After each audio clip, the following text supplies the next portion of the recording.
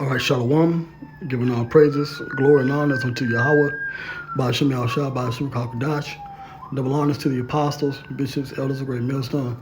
Peace and blessings to the 144,000 rest of the hopeful elect out there. This is Brother Zion once again from Dream Master Atlanta with another edifying video. And from ABC News, DIY biohacker community seeks a cybernetic reality by merging with machines. So another report on the coming Motb, which is the micro C-hip, the implant. This is from mainstream media, mainstream news, right? ABC News. Once again, DIY biohacker community seeks a cybernetic reality by merging with machines. ABC News' Nathan Rousseau Smith went to Grindfest, an annual meetup where biohackers implant themselves with what? Microchips, while advancing their cybernetic mission on regulation-friendly Roatan. So pretty much there's a video, this is a video dealing with these biohackers in this community, these different communities. They, they inject themselves with the charagma, right? In different variations, they got different applications. And this is pretty much the future, right? They go into transhumanism. They go into the changing trends for the future, right? This is ABC News Live Prime with Lindsay Davis, and they're going into these biohackers, right? And they implant themselves with these micro C-hips, these chips, in order to, open doors, listen to music, right? But they said the ultimate level, right? Because pretty much they talk about being cyborgs. And what I'm gonna do is I'm gonna see if I can put this video up. The video clip. You can watch the whole thing. All right, watch the whole thing. Okay.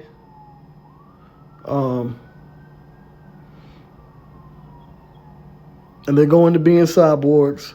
And I'm going to see if I can put it up, fair use, as a fair use clip. This is for edification and education purposes, But this is what we're talking about. This is from March 25th, 2025, the hopeful year of deliverance and destruction and judgment on Esau. And this technology is going to emerge in the mainstream world real soon. They mentioned Neuralink. They mentioned transhumanism. They mentioned the different applications that they use the implants for. So, it's really just a matter of time. Let me see here. Right. See? Let me see if I can go back. And you have it to where, maybe I got to go back a little bit more.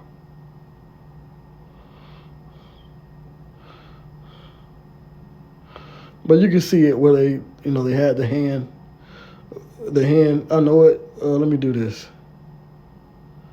Let me see. Bear with me 1 second.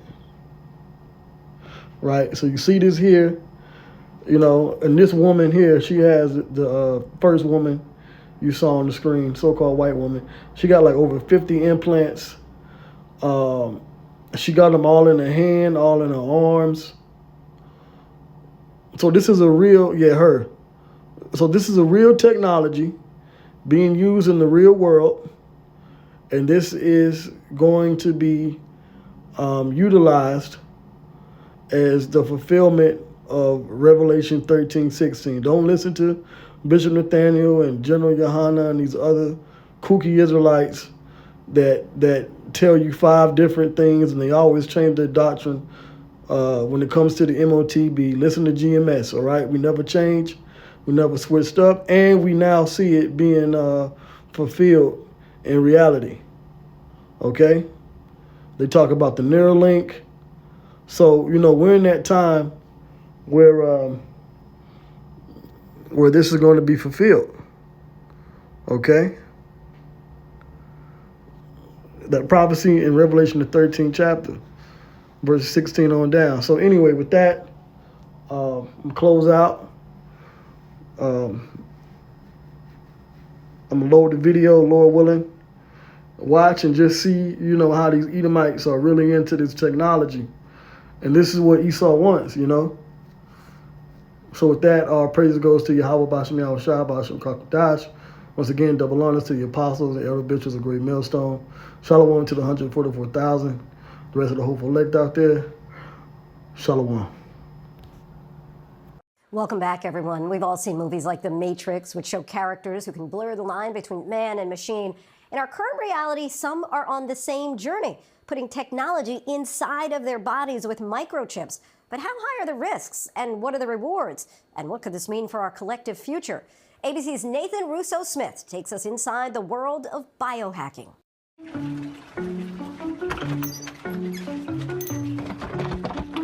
My name is Anastasia Sin. I'm a magician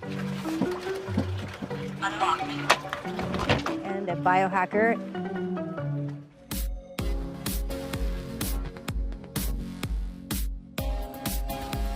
What is Grindfest? Grindfest has been going on for about 10 years here in Tehachapi.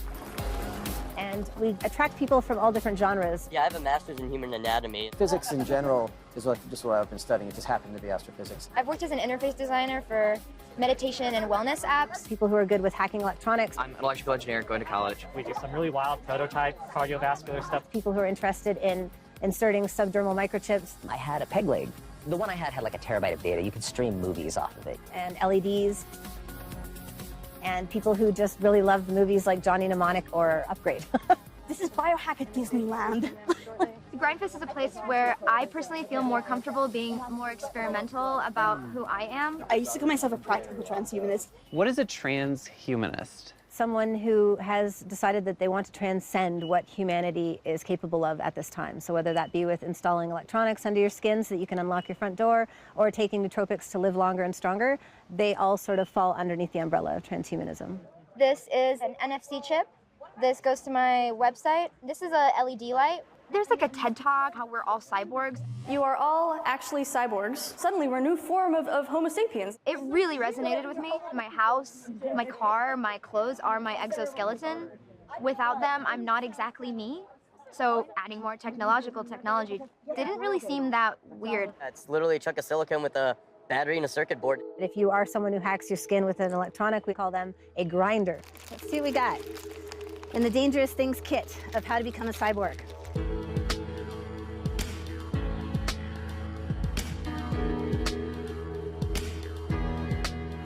All right, let's see what it says, shall we? Hey, ABC News. Let me show you what a body can do. Why did you get that first implant? Because my daughter wanted one. I said, listen, I'm not sure how safe this is for people, so how about I go and I get one, and if it's safe, like after a year and I don't have any health problems, I won't have a problem with you getting one. I'll even buy it for you. And she to this day doesn't have one, and I have 52. Yeah. 52, that sounds like an addiction. A little bit. Your hot take on the implants. My hot take is proceed with caution. What gives you pause? Risk of infection, leaving it in the body, risk of inflammation, scar formation, long-term effects. And what happens when there are complications that we simply can't treat because we have devices in our body and we can't properly diagnose because the imaging is not compatible? Yeah, I have to sacrifice some modern medical technologies because of my implants, so I can no longer get an MRI. They've got magnets everywhere. Nope. You can even hear my hand because my hand has like 8 magnets in it, so my whole hand is now a speaker. Blues. When I had 48 implants, someone mentioned that I had the most implants of anyone they knew. And then I went and got 4 more just to get to number 52, because there's 52 cards in the deck and I'm a magician, and it was a special number for me. Then Guinness World Records contacted me. I'd done a lot of the TV shows, Penn and Teller's Fool Us. Some of this is absolutely real. Some of it's not real. And if we told in detail which was which, people would be freaked out. Yes. The Go Big Show. Yeah. While I'm eating these blowtorches. While you're doing what?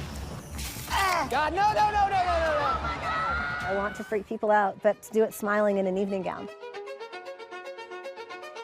How's it going, everybody? If you don't know me, I'm Cassix. I've been doing all kinds of biohacking for a very long time. I was a nurse. I was an ER nurse for about 10 years, and I've since retired from that and moved on to this. If I make this device, and it has all of these things in it, and it's this awesome, but it's not medically oriented, is that gonna stand up in court? My role in the community has been kind of risk amelioration to a large degree. I really want people to be excited and brainstorm these great things, but we have to do the kind of safety limits too. Very few products in this category are FDA approved. There's limited data and research to understand the risk and the complications, and that just opens you up to liability. When we talk about body modification, some may point to plastic surgery, except that's acceptable. Plastic surgery has undergone a journey of normalization, really starting with advances in the mid-20th century. Now, when it comes to implants, they have not undergone that process. In the States, physicians, they really can't get involved in what we're doing. It's a risk to their license. So we went out to this place. It's an island off of Honduras. It's called Roatan. That's a special economic zone. Welcome to Prospera. They're creating environments where we have regulation friendly to what we want to do. We are building the most innovative startup city in the world. They want us there. They're like, this is awesome. Let's make some cyborgs. I kid you not. Now that we're in a place with a lot more regulatory freedom, there are physicians who are very interested, and if you have a trained surgeon, they can do, even more invasive, even more kind of cool stuff. What I would keep in mind is that there's no guarantee that the standard of care outside the United States is the same inside the United States, or if it's as safe, and that can expose you to risk. So it's so important to do your research and do your homework before you get involved. At some points, 100 years in the future, everything will be an implant. When you guys come together every year, what is the big wish list item that you all hope to one day make? The thing everyone wants is Neuralink. It's frustrating because it's out there, but we don't know how it's built. So if Elon was willing to open source all of his stuff like we do, that'd be great. It works on the premise that your brain's electrical signals can interface with a computer's electrical signals. That is the dream. That is the Johnny Mnemonic, everyone's favorite movie in biohacking. Upload begins when you press here. Or uploading information like in the Matrix. Cozy.